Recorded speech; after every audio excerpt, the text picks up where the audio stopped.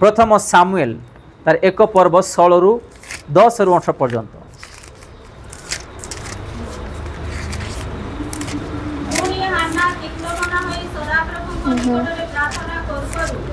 अतिशय रदन कला पुणी से एक मानक बनासी कहला हे सैन्याधिपति सदाप्रभु केबे तुम्हें अपना दासीर दुख प्रति नितांत दृष्टिपात करिब ओ मते स्मरण करी अपना दासी की पासरिब नाही मात्र अपना दासी की गोटे पुरुष संतान देव केबे मु ताहार जावजीवन ताहाकु सदाप्रभु को उद्देश्य रे दान करिबि ओ ताहार बस्त करे क्षुर लागिब नाही।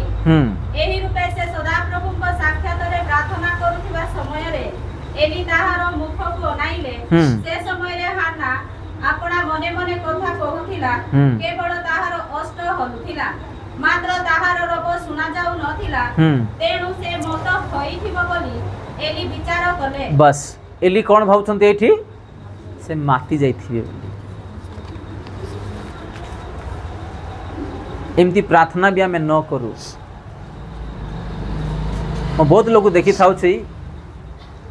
प्रार्थना कला बेले हावली फारुथिबे शोउथिबे किमती किमती होउथिबे जिंदगी शरीर बल नाही से मुख खोली प्रार्थना न करिबाटा से देखिले किए एली से केवल मन मन रे प्रार्थना करिबाटा आमे देखुछु एठी जदि से मुख खोली प्रार्थना करिथांत एली कहि न थांत पुणी कि ये मद्यपान किंबा अन्य विषय ये माती जाई अछि बोली आउटी रे टिके दया करी सेटा पढिबा से पदटा कहिरे एली ताहाकु कहिले से समय रे हाना अपना मने मने कथा कहूथिला केवल ताहार अष्ट होलुथिला मात्र ताहार रोग सुना जाउ न कोन तार ओठ होलुछि आमे के प्रार्थना करूछु कि प्रभु ए प्रार्थना भी सुनबे कारण हाना से प्रार्थना ही करिसंती। हालेलुया बुझी पारछंती हाना से ओठ होलवा प्रार्थना ही करिसंती आ प्रभु तांगर प्रार्थना सुनी गुरु उत्तम संतान देइछंती। तो आमे एमती प्रार्थना न करू कि के ये प्रार्थना करूछि ना सुइछि ना ने कोन करूछि ये प्रार्थना कले जिंती हमर पिता देखि संतुष्ट हेबे। आ एठी आमे देखुछु जेते बेले ये प्रार्थना करूछंती अष्ट कौन तार ओठ हलुथिला बोली आमे देखुछु मात्र ताहार रब माने शब्द सुना जाउ नै बोली आमे देखुछु। हालेलुया बुझी पारुछंती तार शब्द सुना जाउ नथिला तेणु से मत होइथिबो बोली एली विचार कले कौन माने माती जाइछंती बोधे मद पी आछंती बोधे बोली कि एली विचार करूछंती। टिके तळ पढिबा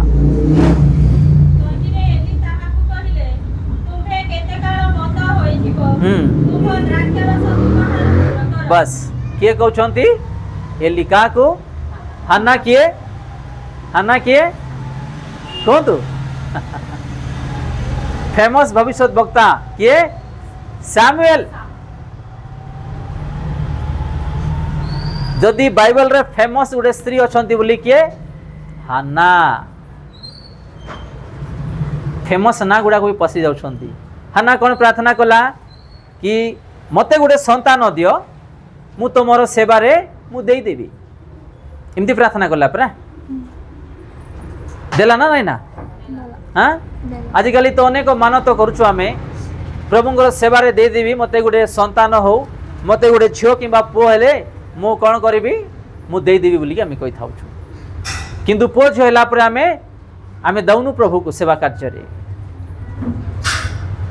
से पुओ झियो भी धीरे धीरे कारण आमे मान तो करुछु प्रभु को ठारे प्रभु कहिछु मते गोटे झियो किंबा गोटे पुओ हेले मु तुमर सेवारे दे देबी तुम सेवार व्यवहार कर आ बेले बेले आमे कौन करुछु से पुओ झियो को आमे प्रभु को हस्त रे तार सेवार दउनु आमे किंतु ये जो प्रार्थना कला मते गोटे संतान दो बोले तुमर मंदिर माने तांको सेवारे नाही कौन करिवे तांके जाय कि पुनी मंदिर रे एली को हस्त रे समर्पित करिवे कोइ परिबा कि आमे छोटो बेले छोटो थिला ताकू जाय कि दे देले एली को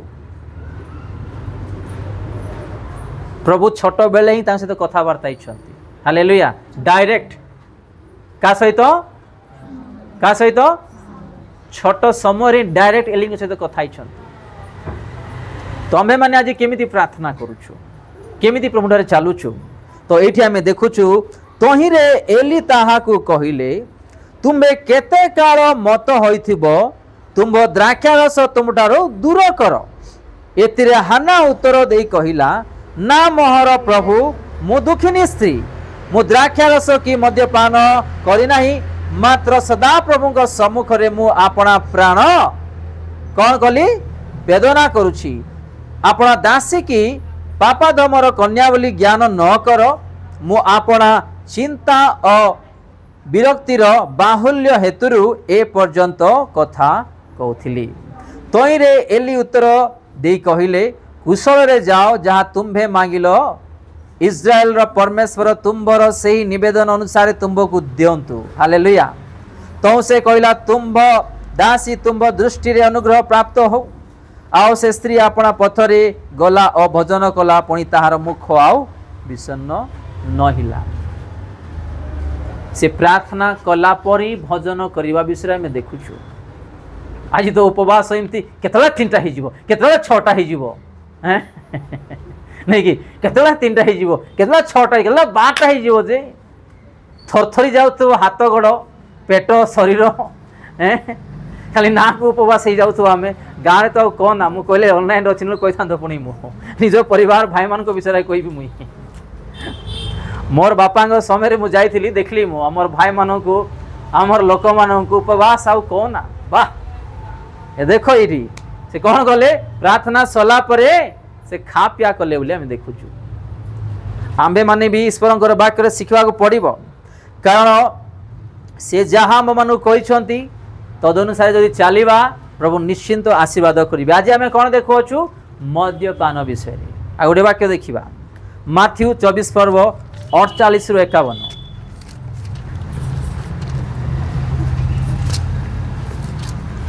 କିନ୍ତୁ ଯଦି ସେହି ଦୁଷ୍ଟ ଦାସ ମୋର ପ୍ରଭୁଙ୍କ ଆସିବାର ବିଳମ୍ବ ଅଛି ବୋଲି ମନେ ମନେ କହି ଆପଣା ସହଦାସମାନଙ୍କୁ ପ୍ରହାର କରିବାକୁ ଲାଗେ, ଆଉ ମଦୁଆମାନଙ୍କ ସହିତ ଭୋଜନପାନ କରେ, ତାହାହେଲେ ଯେଉଁଦିନ ସେ ଅପେକ୍ଷା କରୁନଥିବ ଓ ଯେଉଁ ଦଣ୍ଡ ସେ ଜାଣିନଥିବ, ସେହି ଦିନ ଓ ସେହି ଦଣ୍ଡରେ ତାହାର ପ୍ରଭୁ ଆସିବେ। ପୁଣି ସେ ତାହାକୁ ଦ୍ୱିଖଣ୍ଡ କରି କପଟିମାନଙ୍କ ସହିତ ତାହାର ଅଂଶ ନିରୂପଣ କରିବେ। ସେଠାରେ ରୋଦନ ଓ ଦନ୍ତର କିଳିମିଳି ହେବ। ବସ୍, କେମିତି ଲୋକମାନେ? ଏମିତି ଲୋକମାନେ କାହିଁ ଯୀଶୁ ଆସିବେ ଆସୁନାହାନ୍ତି, ନାଇଁ କି? ଆଜି ବି ସେମିତି କହିଥାଉଛୁ କି ଆମେ, କିନ୍ତୁ ଈଶ୍ୱରଙ୍କର ବାକ୍ୟରେ ଦେଖୁଛୁ ଆମେ ମନୋନୀତ ଲୋକମାନଙ୍କ ପାଇଁ ପୁଣି ପ୍ରଭୁ କ'ଣ କଲେ? ଦିନକୁ କମ୍ କଲେ। ହାଲେଲୁୟା। ଦେଖ ତାଙ୍କର ପ୍ରେମ ଦେଖ। ମନୋନୀତ ଲୋକମାନଙ୍କ ପାଇଁ କେତେ ବର୍ଷ ହେଲାଣି ଯୀଶୁ ଖ୍ରୀଷ୍ଟ ଯାଇକି? କେତେ ବର୍ଷ ହେଲାଣି? 2025 ମସିହା ହେଲାଣି।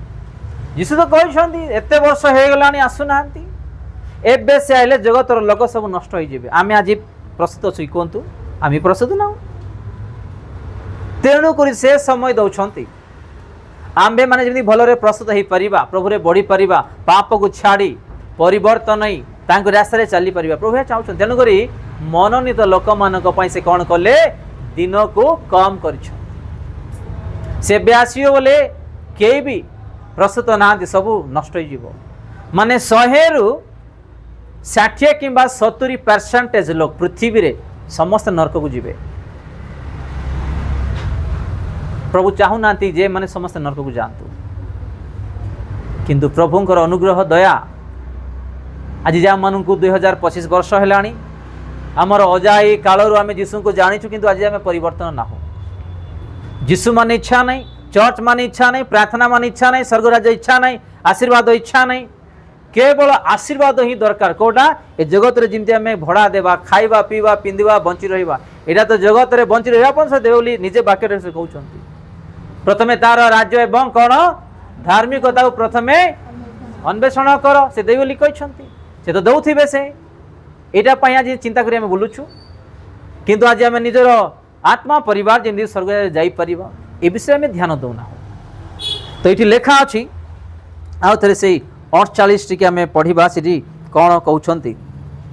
କିନ୍ତୁ ଯଦି ସେହି ଦୁଷ୍ଟ ଦାସ ମୋର ପ୍ରଭୁଙ୍କ ଆସିବାର ବିଳମ୍ବ ଅଛି ବୋଲି ମନେ ମନେ କହି ଆପଣା ସହଦାସମାନଙ୍କୁ ପ୍ରହାର କରିବାକୁ ଲାଗେ, ଆଉ ମଦୁଆମାନଙ୍କ ସହିତ ଭୋଜନ ପାନ କରେ, ତାହେଲେ ଯେଉଁ ଦିନ ସେ ଅପେକ୍ଷା କରୁନଥିବ और जेउ दंड से जानी नथिबो सेही दिन सेही दंड रे ताहार प्रभु आसीबे। आज भी इम्तिया जीवन काटुछु। प्रचारक मैंने तो प्रचार करूगा थिबे तांगर काम तार ड्यूटी का सेटा इम्तिया कामे भाबुथिबा प्रचारक माननकु आका एते बोझ तार लोक माननकु प्रचार करिवाटा बाकी लोक माने प्रस्तुत हेबे नहीं। प्रभु यह चाहे कि ए जगत को आसीथिले आज आम प्रस्तुत ना हो। ये दासंग विषय लिखा अच्छी मुझे छोट दासंग साक्ष्य देवाई चाहूँगी। ए हैदराबाद सहर में गोटे बहुत बड़ चर्च प्रभु तांकु देले गोटे दासंग को ए हैदराबाद सहर में बहुत बड़ उत्तम चर्च देले उत्तम लोक देले आत्मा देले जेतेबेले तार सेवा कार्य बढ़िला प्रभु भरपूर आशीर्वाद कले से कौन कला मद पीकी जीवा आसवा करथिला। कौन करथिला मद भी पीउथिला। बहुत वर्ष है लोक मैंने भी जानले धीरे धीरे धीरे गोटे मदुआ पास्टर पाक आम जाऊँ मु गोटे पास्टर मोर दास को बदनाम करने चाहूनी। ये लिखा अच्छे ईश्वर वाक्य मु गोटे साक्ष्य दे कहवाई चाहूँगी मु गोटे प्रभुंर दास मत भी काली किए कहीपर आज भी अनेक दास निंदा आसूसी जेतेबेले तांकरी चर्च रे लोक भरी गले प्रभु एते आशीर्वाद कले से केमती आशीर्वाद रे बढ़िबार थिला। मद पीकी हठात शैतान ता जीवन रे कार्य कला अभ्यास रे हप्तारे थरे दुई दिन लोक मैंने जानले धीरे धीरे धीरे धीरे धीरे तांको दूर होगा लगिले आउ तांको पाहु के प्रार्थना को जीवाकू भी पछगुंचा होउथले एमती हो हो हो हो किछि वर्ष पर हठात गोटे भयंकर एक्सीडेंट है ताकू से दासं को एमती एक्सीडेंट स्पॉट से मरीगले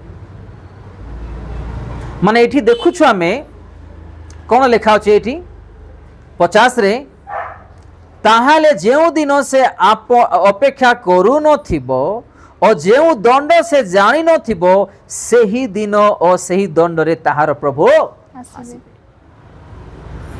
आमे माने प्रभुंकर लोक प्रभु को न जानी अलग प्रकार सतना नहीं ना आम जीशु को जानी भी जदि पाप करवा जीशु को जानी भी जदि आम भूल रास्ता जीवा प्रभु सहाय करें समय देवे वर्ष देवे आम मानू जदि से वर्ष से समय भीतर जदि परिवर्तन न हेबा प्रभु भी आम मन को नष्ट करेंगे। यह जानवा पड़ा आम मान जदि न जाना आम मान जीवन में एमती समस्या लगी रही निजर भूल कर न छाड़ा पाप को न छाड़ा आज विशेष कर मद्यपान विषय आम देखुछु ये भी आम देखुअछु 48 लिखा अच्छे किंतु जदि से दुष्ट दास मोर प्रभु को आसबार विलंब अच्छी बोली मने मने कही आपना सदास मान प्रहार करने को लगे आओ से कौन करुछि मदुआ मान सहित भजन पान करे ताहले जे दिन से अपेक्षा करू नथिबो और जो दंड से जानी नथिबो से दिन से दंड रे ताहार प्रभु आसीबे पुणी से ताकू द्विखंड करी कपटी मान सहित तार अंश निरूपण करिवे सेठारे रदन और दंतर मदुआ लोक मैंने कौटुक जीवे कौटुक जीवे लेखा अच्छी मु कौ नहीं लेखा अच्छी जेते भी मद पीवा लोक माने समस्ते ए नरक दंतर किड़िमिड़ी कौटी हम कौटी नरक जेते भी मदुआ लोक जे भी हूँ तांको स्थान नहीं जगत रे स्थान नहीं एवं स्वर्ग रे भी स्थान नहीं लिखा अछि षष्ठ रे पुणी से ताहाको द्विखंड करी कपटी मानक सहित ताहार अंश निरूपण करिवे सेठारे रदन और दंतर किड़िमिड़ी हेबो। आज आम मदुआ मानकर विषय मद पीवा अभ्यास लोक मान विषय आम देखुछु आज अनेक लोक मद पी पी की टंका सराई दौरान बाइबल रे एमिति विषय नाही जे आम्भे माने कोटा जानी ना बाइबल रे प्रत्येक विषय अच्छी प्रत्येक विषय अच्छी आगामी दिन रे इच्छा कले गोटे वाक्य भी देखा आम आज आम जीन पैंट पिंधुचु नहीं कि लेडीज माने भी झील माने भी नहीं कि पुरातन नियम रे लेखा अच्छी कि पुरुष माने पिंधवाटा स्त्री माने पिंधवार नहीं स्त्री माने पिंधवाटा के माने पिंध नहीं पुरुष माने लेखा अच्छी ईश्वर वाक्य पुरातन नियम रे आज आम लेडीज मैंने भी जीन्स पिंधुंट जमी इच्छा से ड्रेस गुड़ा पिंधुंट लेखा अच्छी ईश्वर वाक्य ईश्वर वाक्य आउ लेखा अच्छी आमर सुंदरता को पुणी आम कौन करवा ढांकी रखा कौन आमर सुंदरता को आम ढांकी रखापी यीशु ख्रीष्ट केमती पोशाक पिंधुले केमिति पूरा मस्तगुरु तली पर्यंत तार पूरा शरीर ढंकाई थी जातु जेरूसलेम भी आप देखिए लोक मान आमर शरीर को आम आम जिते भी सुंदर कि असुंदरता आम सजाड़ी ढांकी कारण यहाँ कार शरीर जीवन प्राण कार यीशु ख्रीष्टर लेखा अच्छी प्रथम करंत्य 7:23 से बहुमूल्य दे तार जीवन प्राण दे से किणी ईश्वर वाक्य देखो छोट विषय ना कि पढ़े दयाकरी प्रथम करंत्य 7:23 तुम्हें माने विशेष मूल्य रे किना जाय अछ तुम्हें माने विशेष मूल्य रे किना जाय अछ मनुष्य रे दास हुआ नहीं आमे माने मनुष्य रे दास न हेबा छोट विषय नहीं मो प्रिय भाई भणी माने सुनिवा को आज माने ए वाक्य जहाँ पाठ कलु झियो जहाँ पाठ कले सुनिवा पय टिके लागिवो गेट चली गला अपने भूली जीवा हमें से किणी छंती बोली देखुछु का को आम मानु किणी छंती से को विषय नहीं कि आम मान को परित्राण देवा पय तार रक्त तार जीवन दे आम मान को किणी छंती साधारण विषय नहीं आज से किणीथिबा शरीर को आम जेमिति इच्छा सेमती व्यवहार करूछु आमर जीवन को जेमती इच्छा सेमती आज आम काटुछु आज से रक्त दे जीवन दे आम पय के मरिछंती कि आम पय के रक्त झरैछंती कि आम पय के आज माड़ खाइछंती कि आम पय काकू आज मुखरे छेप पका दिया जाछि कि नाही आज ए प्रकार यीशु ख्रीष्ट को छाड़ी आज आम मद्यपान रे गुटखा सिगरेट खैनी रे व्यभिचार रे जगत रंग रस व्यभिचार रे अन्य विषय में पढ़ीछु एमती लोक मैंने केबे भी ईश्वर राज्य रे प्रवेश हो पारिबे नाही